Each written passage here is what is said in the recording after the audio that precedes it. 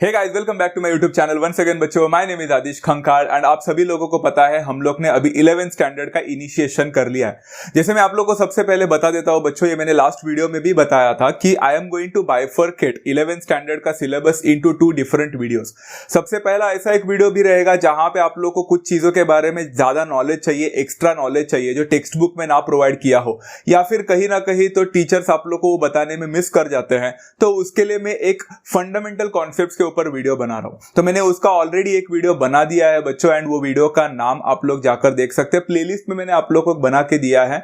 सबसे पहला वीडियो जो मैंने उस पे लिया है that is actually coordinate system के ऊपर लिया। तो कोऑर्डिनेट सिस्टम क्या होता है, how many types of coordinate system आपके टेक्स्ट बुक में होने वाला है, पोलर कोऑर्डिनेट सिस्टम क्या होता है, कार्टेशियन कोऑर्डिनेट सिस्टम क्या होता है, उसके ऊपर मैंने अलग से वीडियो बनाया है। वो आपको प्रैक्टिस सेट या प्रॉब्लम सेट नहीं है उसमें, वो सिर्फ एक नॉलेज के लिए वीडियो रहेगा आप लोग को, जहां पे आप लोग को सारी चीजें समझ में आ जाएंगी जो 11th स्टैंडर्ड में आप लोग को जरूरत है। तो उसके साथ साथ मैं यहाँ पे आप लोग को टेक्सचुअल टॉपिक्स भी पढ़ाने वाला हूँ एंड टेक्सचुअल जो चैप्टर्स है वो भी पढ़ाने वाला हूँ। So today what are we going to do is we are going to actually start with the 11th standard का सिलेबस। बट कोई भी 11th स्टैंडर्ड का सिलेबस में सिखाने से पहले उसमें जो जरूरी चीजें लगते हैं उसका वीडियो में अलग प्लेलिस्ट में बनाने वाला हूं, जैसे मैंने बनाया था।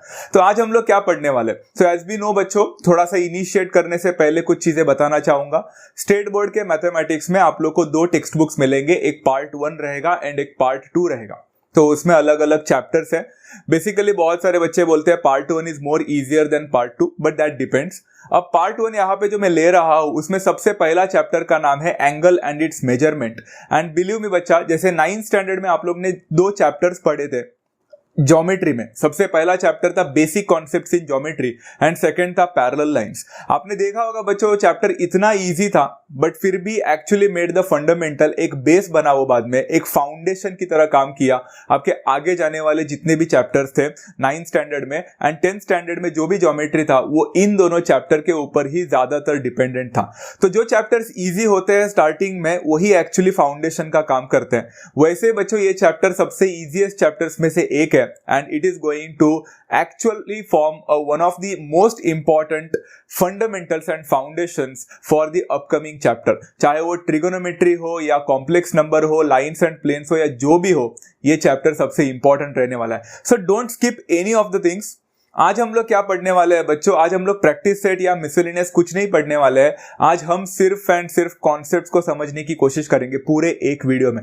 So don't skip any of the things. सारे चीजों को समझने की कोशिश करना कि एंगल एंड इट्स मेजरमेंट कैसे किया जाता है। अब बच्चों मैं सबसे पहले एक बात बताना चाहता हूं। एंगल, ये वर्ड आप लोग ने सुना नहीं है क्या? सुना है, जाहिर सी बात है सभी लोगों ने सुना है, बट एंगल के बारे में हम लोग को कुछ पता नहीं है क्या? सब बोलेंगे सब कुछ तो पता है। What is the big deal? Angle तो सबको पता है कि अगर एक पर्टिकुलर आर्म है एंड दूसरा पर्टिकुलर आर्म ने कितने का यहाँ पे एक पर्टिकुलर एक डिस्टेंस क्रिएट किया है, उसको हम एंगल बोलते हैं। क्या डिफिकल्ट है?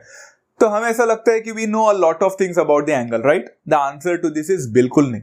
10th स्टैंडर्ड तक हमने जो एंगल पढ़ा था वो बड़ा बेसिक था, बट अभी हम लोग को थोड़ा और आगे डिटेल में सीखना पड़ेगा। तो let's try to understand what do mean by the angle and उसका मेजरमेंट कैसे लिया जाता है। तो सबसे पहला टॉपिक रहेगा बच्चा, उसको बोलते हैं द डायरेक्टेड एंगल। अब डायरेक्टेड एंगल क्या होता है? हमने तो सिर्फ एंगल सुना था, अभी डायरेक्टेड क्या? ऐसा टाइप ऑफ एंगल जिसको डायरेक्शन मिला हो उसको हम डायरेक्टेड एंगल बोलते हैं। नहीं समझ में आ गया? Let me help you out with the definition. The angle formed due to the rotation of the arms is called as the directed angle. अभी आर्म्स का मतलब क्या होता है बच्चों? Let me help you out. सबसे पहले बच्चों आपने देखा होगा कोई भी एंगल क्रिएट होता है तो उसके पास 2 रे होते हैं, बराबर है? उन्हीं 2 रे को बोला जाता है बच्चों आर्म्स। आप चाहो तो उसको आर्म बोल सकते हैं, नहीं तो आप उसको रे बोल सकते हो, दोनों भी चल जाता है।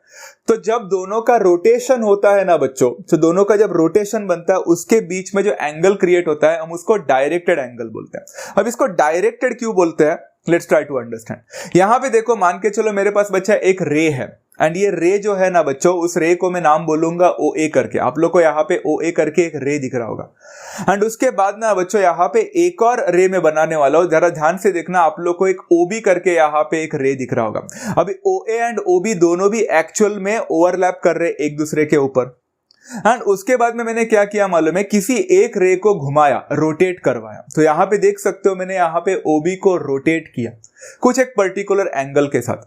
तो जब यहां पे कोई रोटेशन ऑफ द रे होता है ना बच्चा, एक रोटेशन, तो उस हिसाब से यहाँ पे जो एक एंगल बनेगा आप लोग का, late me help you out यहाँ पे, तो उस एंगल को बोलते हैं द डायरेक्टेड एंगल। तो आप लोग को यहाँ पे OA से लेकर OB के बीच में जो एंगल बनता हुआ दिखा वो डायरेक्टेड एंगल है। अब इसमें बच्चों दो आर्म्स है, उसमें से कौन सा आर्म हिला ही नहीं, Which arm was not at all moving, तो उस आर्म को हम बोलते हैं द इनिशियल आर्म। तो यहाँ पे कौन सा आर्म मूव ही नहीं किया, the answer to this is OA।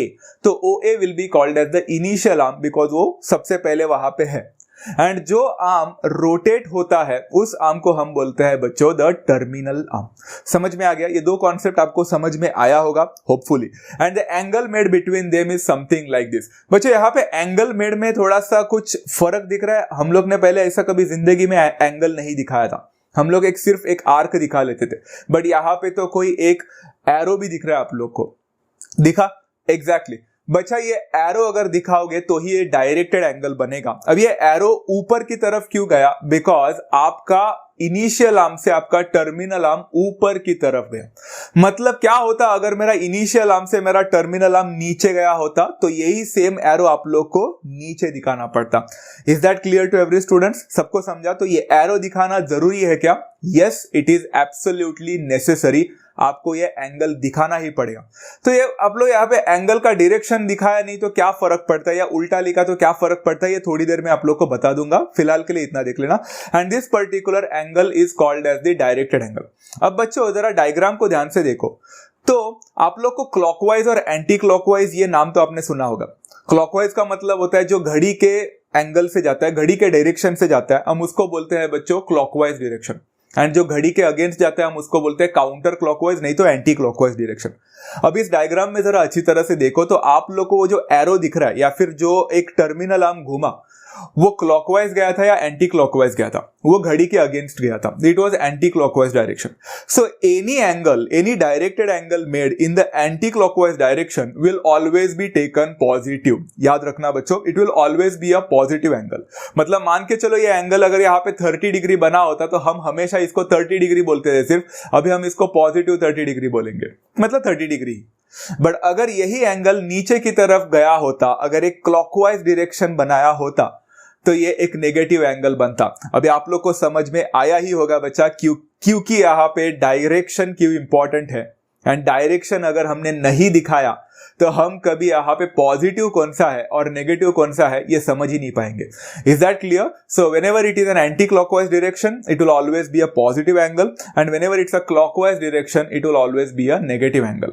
मतलब यहाँ से अगर मेरा इनिशियल आर्म से मेरा टर्मिनल आर्म नीचे की तरफ ऐसा गया होता तो उसने एक क्लॉकवाइज डायरेक्शन बनाया होता, तो वही एंगल जो 30 डिग्री बना रहा है इधर -30 होता। कभी सुना नहीं था ना बच्चों -30? अभी धीरे धीरे सुनोगे।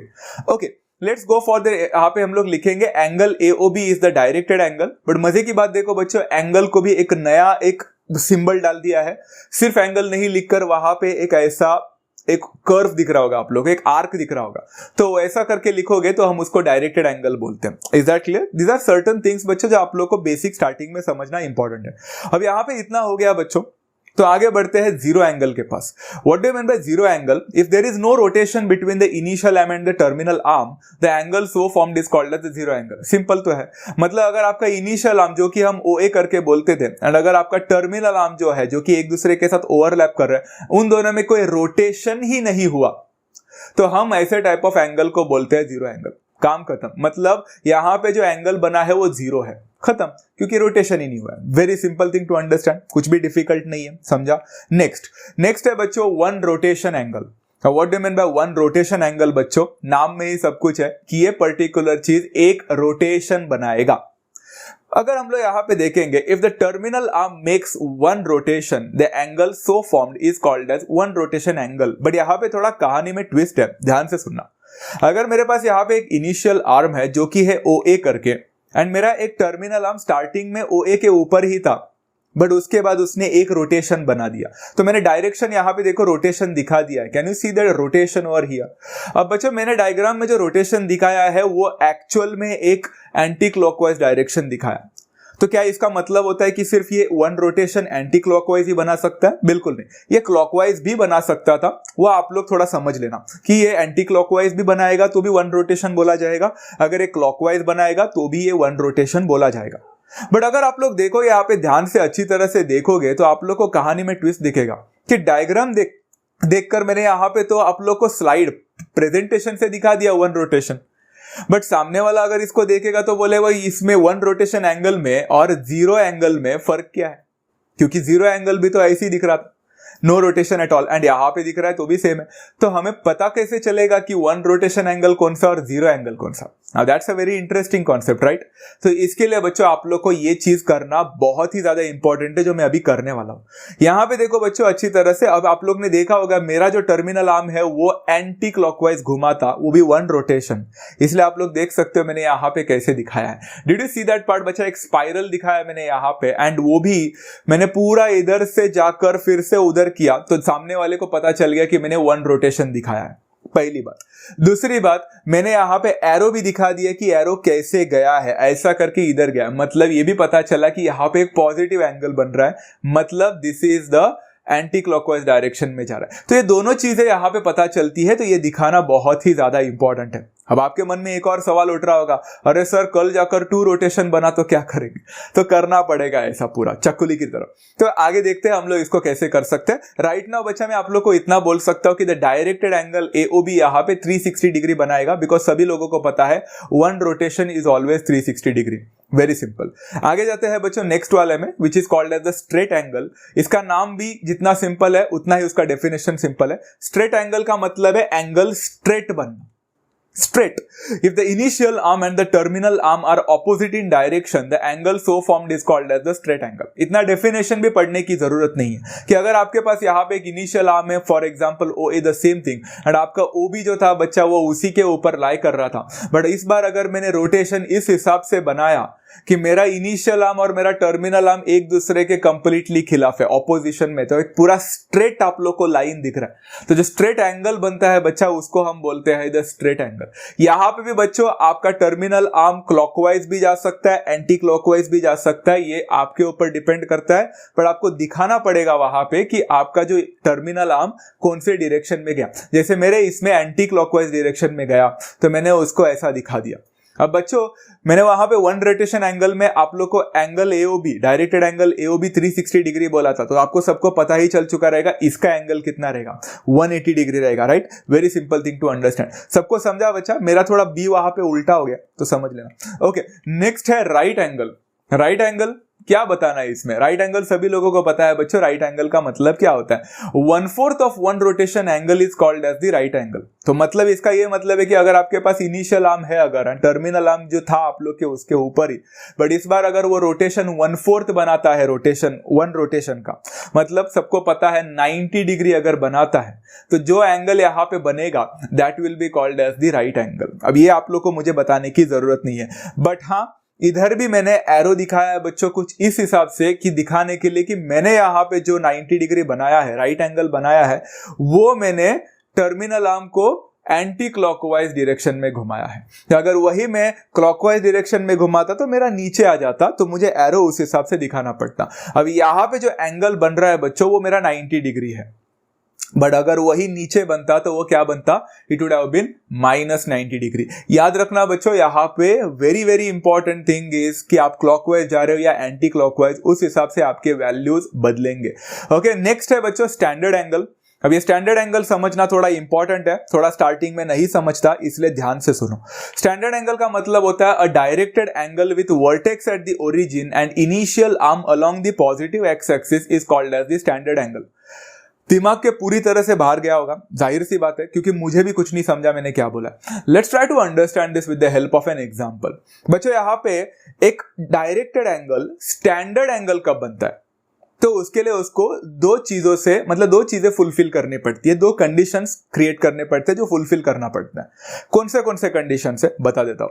सबसे पहले इनिशियल आर्म है आपके पास यहाँ पे, एंड ये है बच्चा इनिशियल आर्म नहीं, आई एम सॉरी, मैं यहाँ पे एक्स एक्सिस लेने वाला हूँ एंड एक्स एक्सिस के साथ वाई एक्सिस भी लेने वाला हूँ, बिकॉज अभी आप लोग को X axis and Y axis की जरूरत पड़ने वाली है। तो यहाँ पे ओरिजिन भी है, अब मान के चलो बच्चों, आप लोग के पास एक है ना, एक एंगल दिख रहा है बच्चों, आप लोग को एक टर्मिनल आर्म मैंने बना दिया है बच्चा, उसका नाम है OB करके, दिखा। एंड अभी देखो बच्चों, a directed angle with the vertex at the origin. जरा ध्यान से देखो बच्चों, यहां पे आप लोग को एक एंगल XOB करके दिख रहा है, XOB, ध्यान से देखो, XOB एक एंगल मिल रहा है, वो डायरेक्टेड एंगल है। वो डायरेक्टेड एंगल का वर्टेक्स क्या ओरिजिन में लाई कर रहा है क्या? The answer to this is हा, उसका वर्टेक्स ओरिजिन पे लाई कर रहा है। तो सबसे पहला कंडीशन उसने क्लियर किया, एग्जैक्टली किया। बट सेकंड कंडीशन क्या है, उसका इनिशियल आर्म जो है वो पॉजिटिव एक्स एक्सिस के ऊपर ही होना चाहिए। अब बच्चों यहां पे XOB का आपका इनिशियल आर्म कौन सा है? The initial arm is OX, and OX जो है बच्चों यहां पे, क्या वो मेरे एक्स एक्सिस के पॉजिटिव एक्स एक्सिस में लाई कर रहा है? The answer to this is हा, लाई कर रहा है। तो क्या ये दोनों भी कंडीशन फुलफिल कर रहा है बच्चा, कि उसका वर्टेक्स ओरिजिन पे लाई करना चाहिए? कर रहा है। उसका जो इनिशियल आर्म है वो पॉजिटिव एक्स एक्सिस के ऊपर लाई करना चाहिए? कर रहा है। तो ऐसे टाइप ऑफ एंगल को हम बोलते हैं बच्चों स्टैंडर्ड एंगल। इसलिए मैं यहां पे बोल सकता हूं बच्चा, ये देखो यहां पे एंगल XOB जो कि एक डायरेक्टेड एंगल है, एक स्टैंडर्ड एंगल बन जाएगा। अभी इसी के साथ मैं आप लोग को 2 सवाल पूछने वाला हूं, एंड दोनों सवालों का जवाब आप कमेंट बॉक्सेस में बताओगे बच्चों।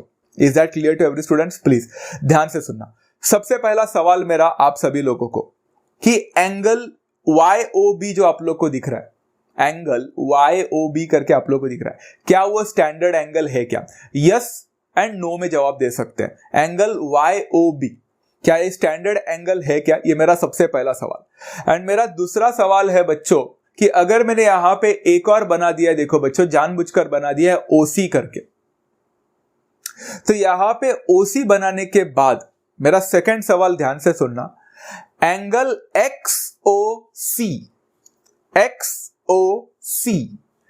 क्या ये स्टैंडर्ड एंगल है क्या? ये मेरा दूसरा सवाल है। तो आप लोग इसका आंसर, पहले वाले का आंसर अगर यस रहेगा तो यस, कॉमा दूसरे वाले का नो रहेगा तो नो, ऐसा लिख सकते हो, यस कॉमा नो। नहीं तो लिख सकते हो फर्स्ट वाले का आंसर यस, दूसरे वाले का no, that depends upon you. पहले वाले का यस, दूसरे वाले का नो, या पहले वाले का नो, दूसरे वाले का यस, आप लोग लिख सकते हो। मैं आप लोग को सवाल क्या पूछा हूं, आई होप सभी लोगों को समझा। फिर से एक बार सवाल पूछता हूं, एंगल YOC क्या स्टैंडर्ड एंगल है क्या? पहला क्वेश्चन। दूसरा, एंगल XOC स्टैंडर्ड एंगल है क्या? ये मेरा दूसरा सवाल है। आप इसका आंसर जवाब दे सकते हैं, मैं आप लोगों का कमेंट देखता ही हूं, आपको सभी लोगों को पता है। Once I read your comments and मुझे अगर तसल्ली हुई, पता चल गया कि आप लोग को आया है, देन बच्चों मैं आगे बढ़ सकता हूं। नाउ स्टैंडर्ड एंगल पता चल गया बच्चों, आगे बढ़ते हैं। बट यहां पे हाँ एक और है बच्चा, angle BOC is not the standard angle. मैंने एक और हिंट देके रखा है, आप लोग देख सकते हो। BOC स्टैंडर्ड एंगल क्यों नहीं है? बिकॉज भले ही उसका वर्टेक्स, जो वर्टेक्स है वो ओरिजिन पे लाई कर रहा है, बट उसका जो BOC का जो BO है, OB जो इनिशियल आर्म है, वो पॉजिटिव एक्स एक्सिस के ऊपर लाई नहीं कर रहा है। एंड आपका जो इनिशियल आर्म हमेशा पॉजिटिव एक्स एक्सिस के ऊपर लाई करना चाहिए। So these are certain examples मैंने दिया है कि स्टैंडर्ड एंगल को कैसे पहचानने का, एंड स्टैंडर्ड एंगल कौन सा नहीं हो सकता। क्लियर है? आगे बढ़ते हैं बच्चों क्वाड्रेंटल एंगल्स के पास। अब बच्चों ध्यान से सुनना, now comes the most important part. Quadrantal angle के बाद में जो टॉपिक में पढ़ाने वाला हूं, ये एक फाउंडेशन की तरह काम करने वाला है आपके आगे जाने वाले जितने भी टॉपिक्स है उसके ऊपर। क्वाड्रेंटल एंगल का मतलब होता है अ स्टैंडर्ड एंगल, हमने अभी स्टैंडर्ड एंगल पढ़ा, whose terminal arm lies along the x-axis or y-axis is called as the quadrantal angle। एक ऐसा टाइप ऑफ स्टैंडर्ड एंगल जिसका टर्मिनल आर्म, जो दूसरा आर्म होता है जो घूमता है, वो या तो एक्स एक्सिस के ऊपर लाई करना चाहिए, नहीं तो वाई एक्सिस के ऊपर लाई करना चाहिए, बीच में कहीं पे भी लाई नहीं कर सकता। ऐसे टाइप ऑफ एंगल्स को हम क्वाड्रेंटल एंगल्स बोलते हैं। मतलब क्या? Let me help you out with the same example. X X dash Y Y dash है, ओरिजिन है आपके पास। अभी आप लोग का इनिशियल आर्म तो आप लोग को पता है स्टैंडर्ड एंगल है, तो आपका इनिशियल आर्म हमेशा पॉजिटिव एक्स एक्सिस के ऊपर लाई करना चाहिए। मतलब आपका इनिशियल आर्म हमेशा OX रहेगा, वो हमेशा OX ही रहेगा। बट आपका फाइनल आर्म स्टैंडर्ड एंगल में कहीं पे भी था, बट अभी जो फाइनल आर्म मतलब टर्मिनल आर्म जो है, वो हमेशा आपका Y एक्सिस नहीं तो X एक्सिस के ऊपर ही लाई करना चाहिए।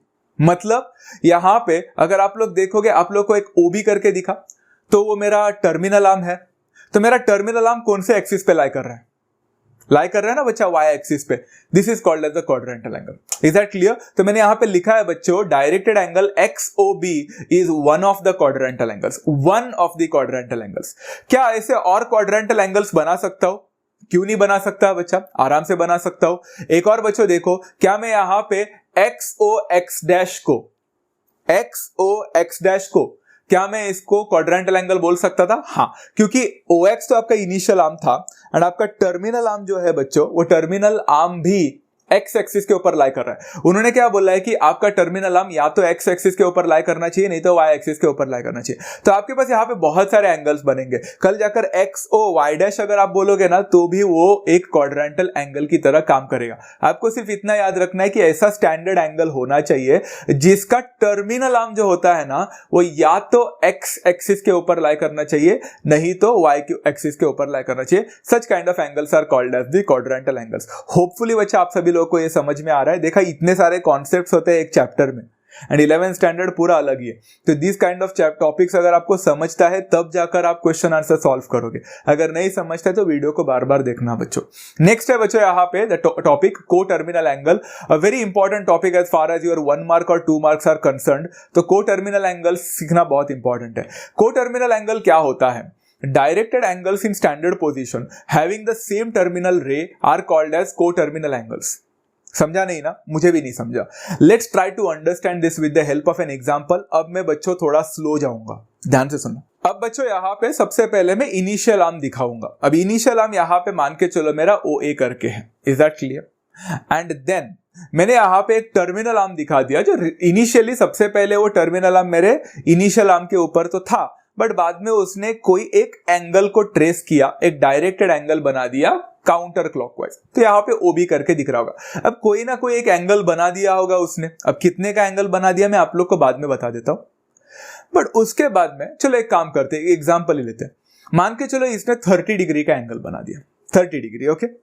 उसके बाद में मेरे पास एक और मैं टर्मिनल आर्म लेने वाला हूं, एक और टर्मिनल आर्म। तो वो टर्मिनल आर्म मान के चलो OC करके, एंड वो भी पहले इनिशियल आर्म के ऊपर ही था।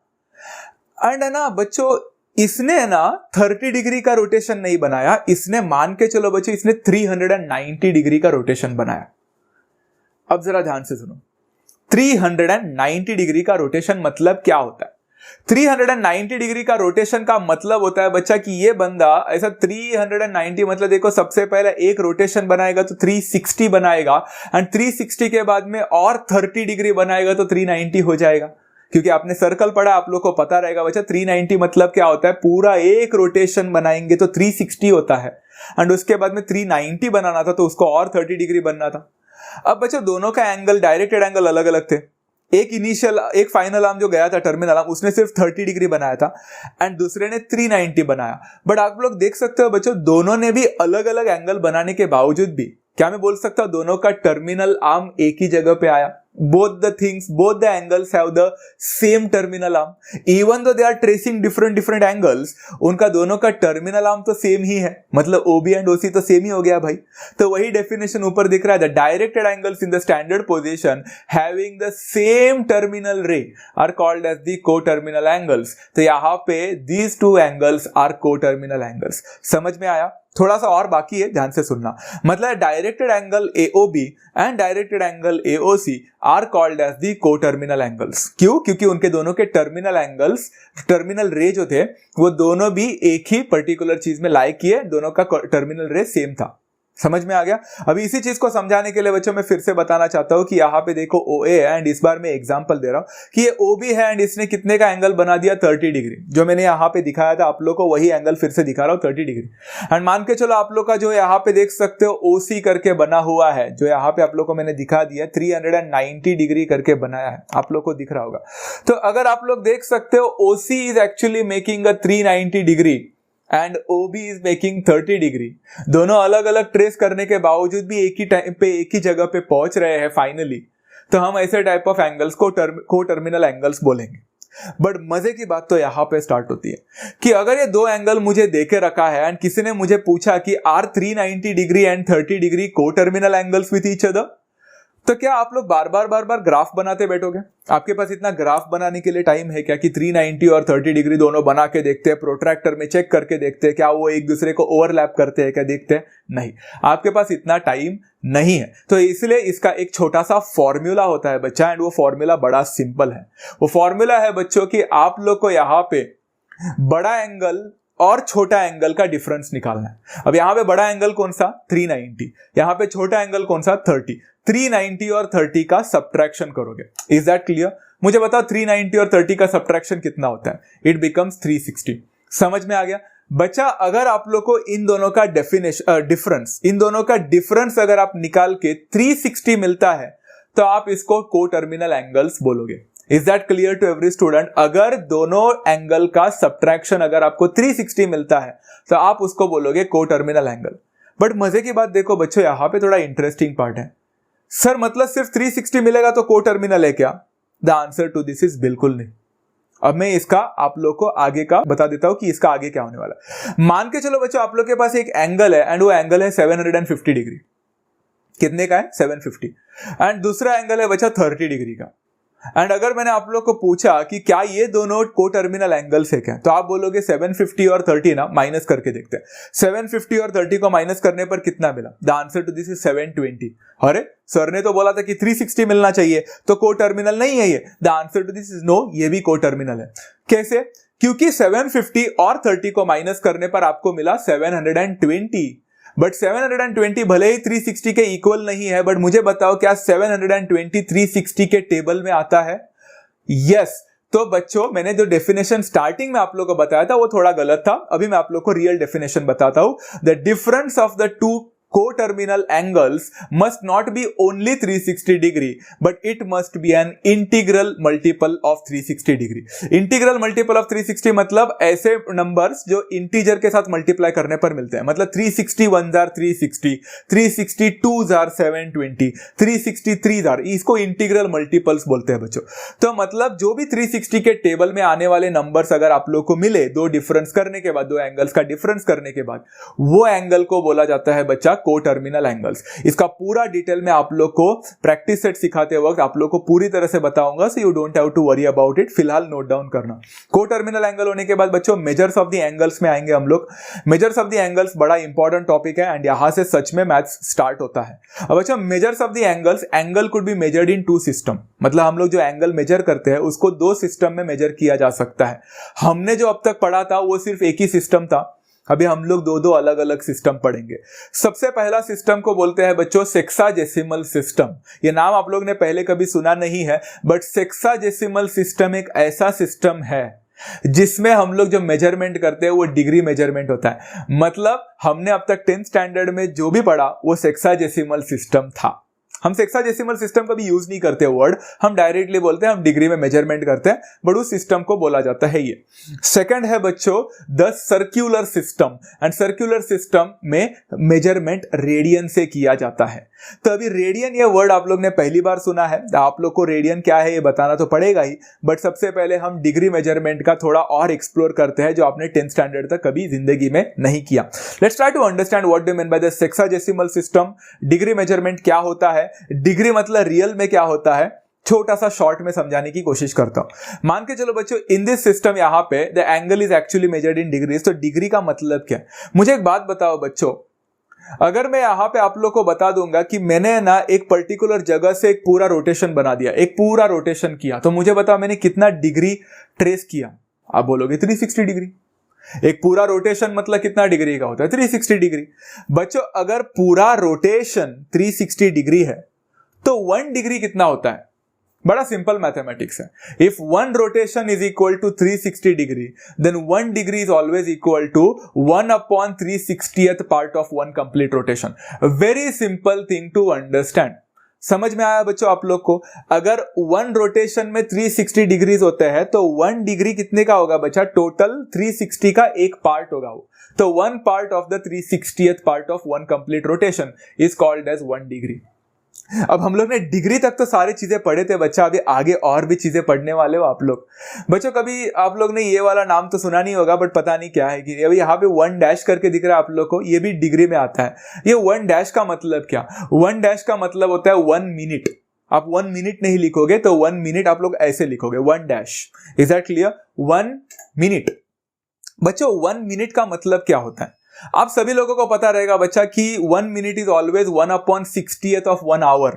आपने मिनट का नाम तो आवर्स में सुना होगा, वहां पे जब हम लोग घड़ी को देखते हैं तो यहाँ पे भी मिनट है ना वैसे ही कुछ काम करता है, बट यहाँ पे 1 minute is not 1/60th of the hour, but 1 minute is 1/60th part of the degree. तो 1 डिग्री का अगर मैं 1 डिग्री जो हम लोग बनाते हैं उसका अगर मैं 60 डिवीजन करूं तो उसका 1 डिवीजन जो होगा वो 1 मिनट का होगा। समझ में आ गया बच्चा? तो ऐसे टोटल अगर वो 60 मिनट्स कंप्लीट करता है ना बच्चा तो 1 डिग्री हो जाता है।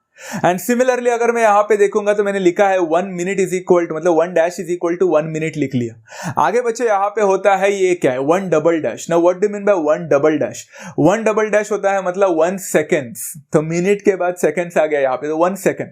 तो 1 सेकेंड मतलब क्या बच्चों, ये भी आप लोग को पता है कि 1 मिनट हुआ तो 1 सेकेंड कितना होता है, 1 second is always equal to 1/60th of 1 minute. तो 1 मिनट का 60th पार्ट अगर हम लोग किए 60 पार्ट किए तो उसका एक पार्ट जो होता है वो 1 सेकेंड का होता है। तो हम लोग का यहाँ पे मैंने लिख भी लिया that 1 double dash is always equal to 1 second. अब ये सारे फॉर्मूले कभी आने नहीं वाले हैं, ये तो मैंने आप लोग को सिर्फ बता दिया है, बट अभी 2 फॉर्मूले जो मैं यहाँ पे लिखने वाला हूँ ये बड़ा इंपॉर्टेंट है बच्चों, एंड मुझे लगता है आप सभी लोगों को ये पता ही है कि अगर बच्चों मैंने यहाँ पे टोटल 60 मिनट्स कंप्लीट किए ना, 60 मिनट्स, तो मेरा 1 डिग्री कंप्लीट हो जाता है। Is that clear? So 1 degree is always equal to 60 minutes. Degree के जगह पे अगर आप लोग ने आवर्स डाला होता तो आप लोग को कितना इजी लगता ना, 1 hour is always equal to 60 minutes. Same concept है। तो 1 घंटे में कितने मिनट होते हैं, 60 मिनट होते हैं, वैसे ही 1 डिग्री में भी कितनी मिनट होते हैं, 60 मिनट होते हैं। समझ में आ गया? एंड सिमिलरली मुझे बताओ 1 मिनट में कितने सेकंड्स होते हैं, ये भी आप लोग को पता है, तो 1 मिनट में 60 सेकंड्स होता है। इधर भी वही कॉन्सेप्ट आने वाला है, 1 मिनट में 60 सेकंड्स आने वाले। सो जो मैंने बॉक्स करके रखा है, दीज आर वेरी इंपॉर्टेंट, आप नोट डाउन करके रख सकते हैं कि 60 minutes make 1 degree and 60 seconds make 1 minute. ये कॉन्सेप्ट एग्जाम में आप लोग को सॉल्व करने के लिए आने वाला है, ध्यान से अच्छी तरह से पढ़ लेना। क्लियर है? ओके, ये हेक्साडेसिमल सिस्टम होने के बाद में अभी हम लोग जाएंगे सर्कुलर सिस्टम के पास, जो कि है रेडियन मेजरमेंट। बच्चों अनफॉर्चुनेटली वीडियो काफी ज्यादा लंबा हो जाएगा अगर मैं आप लोगों को रेडियन का पूरा डिटेल बता दूंगा अभी तो इसलिए अनफॉर्चुनेटली मैं यहाँ पे भी रेडियन का पूरा डिटेल में तो नहीं बता सकता, what do mean bye 1 radian. But अगर आप लोग कभी चाहोगे तो मैं फंडामेंटल कॉन्सेप्ट्स में वो रेडियन के बारे में पूरा डिटेल में बता सकता हूँ। राइट ना बच्चों, आप लोग को रेडियन क्या होता है ये समझाने के लिए एक 5 मिनट का कॉन्सेप्ट। यहाँ पे in this system the angle is not measured in degrees but it is measured in radiance. Radian एक कॉन्सेप्ट बड़ा इंपॉर्टेंट होने वाला है बच्चों ट्रिगोनोमेट्री में, ध्यान से सुनना, पहले बोलता हूं। अब यहाँ पे मैं क्या करने वाला हूं, I am going to draw a circle बच्चों। अभी सर्कल क्यों? बिकॉज इसका नाम ही देखो सर्कुलर सिस्टम, इसीलिए तो आया है यहाँ पे सर्कुलर सिस्टम, ये नाम आया ही उसके वजह से, because I need to draw a circle, otherwise मैं इसको कभी बता ही नहीं सकूंगा कि इसमें रेडियन क्या होता है। मान के चलो यहाँ पे ये सेंटर O का एक सर्कल है एंड मेरे पास यहाँ पे 2 आर्म्स है एंड ये आर्म है OA करके एंड OB करके, एंड जाहिर सी बात है सभी लोगों को पता है यहाँ पे एक एंगल ट्रेस आउट हो रहा है एंड इस एंगल को हम सेंट्रल एंगल बोलते हैं, बराबर है, सबको पता है, 10th स्टैंडर्ड में पढ़ा है। यहाँ पे OA एंड OB को हम let us consider the OA and OB are the radii of the circle and उसको हमने R करके डिनोट कर लिया, तो OA is equal to OB is equal to R हो गया। अब इंटरेस्टिंग पार्ट देखो बच्चों, यही थोड़ा इंटरेस्टिंग पार्ट है कि मैंने यहाँ पे है ना एक एंगल को ट्रेस आउट किया, उसके वजह से यहां पे आपको एक इंटरसेप्टेड आर्क दिखना स्टार्ट हुआ रहेगा बच्चों। दिखा AB करके आप लोग को एक आर्क दिखा बच्चों यहाँ पे, exactly.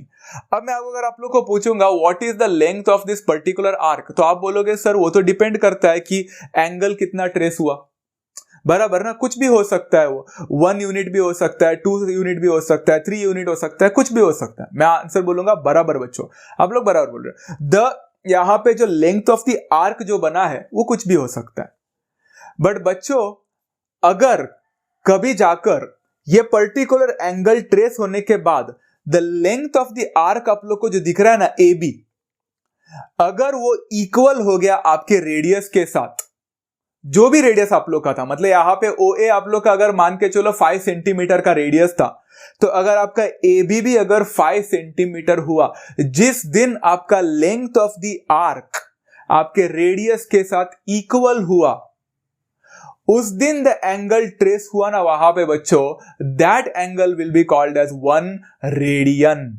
Simple thing to understand. तो 1 रेडियन मतलब क्या?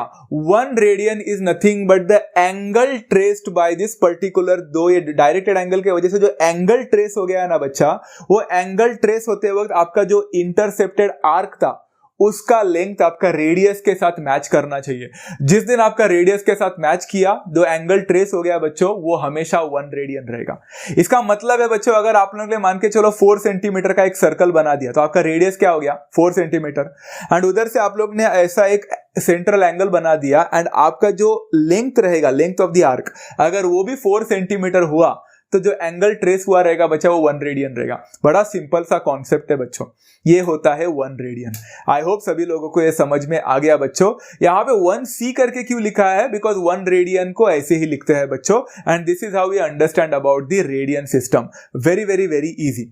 आगे बच्चे यहाँ पे बढ़ते हैं, relation between the degree and the radian, कि डिग्री और रेडियन में क्या रिलेशन होता है। ये समझना बड़ा इंपॉर्टेंट है, बिकॉज आपको काफी जगह पे डिग्री को रेडियन में कन्वर्ट करना पड़ेगा एंड वाइस वर्सा। तो सबसे पहले मैं बता देता हूं बच्चों, यहाँ पे मैं इसका है ना पूरा एक पूरा थियरम है इसके ऊपर कि डिग्री और रेडियन को कैसे मेजरमेंट किया जाता है, बट आज मैं अनफॉर्चुनेटली नहीं बता पाऊंगा। अभी फिलहाल तो इतना बता रहा हूं कि pi radians is always equal to 180 degrees. Pi radians is always equal to 180 degree. ठीक है, तो 180 डिग्री मतलब हाफ रोटेशन जब जाओगे तो 180 डिग्री बनाओगे, तो मतलब कितना रेडियन बनाओगे? पाई रेडियन, जहां पे पाई का मतलब 3.14 होता है, but pi radians is equal to 180 degree. Is that clear? इसी के साथ बच्चों यहाँ पे थोड़ा इंटरेस्टिंग पार्ट है कि अगर मेरा पाई रेडियन 180 डिग्री हुआ, तो मेरा 1 रेडियन कितना होगा? तो dividing through out by pi करोगे तो मिल जाएगा। तो पाई रेडियंस अगर 180 डिग्री है, तो 1 radian will be equal to, pi को वहां पे लेना, it will become 180 upon pi degrees. Is that clear to everyone? 1 radian is equal to 180 upon pi degrees. समझ में आ गया? इसी के साथ साथ आप लोग एक और चीज बना सकते हो यहाँ पे कि अगर 1 radian is equal to 180 upon pi है, तो 1 डिग्री कितना होगा? तो बच्चा pi radian is equal to 180 degree है, तो 1 डिग्री चाहिए रहेगा, तो डिवाइड थ्रू आउट बाय 180 करोगे तो मिल जाएगा। तो मतलब 1 डिग्री इज इक्वल टू कितना हो जाएगा? It will become pi upon 180 radians बन जाएगा।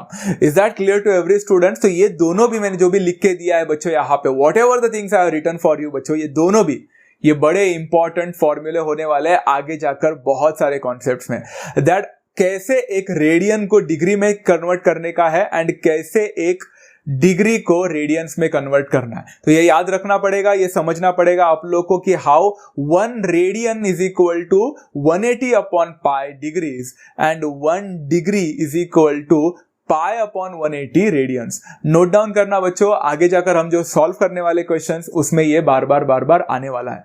तो इतने सारे कॉन्सेप्ट्स पढ़ने के बाद बच्चों, अभी आप लोग को एंगल एंड इट्स मेजरमेंट का कुछ 20 to 30% ऑफ द नॉलेज मिल गया होगा।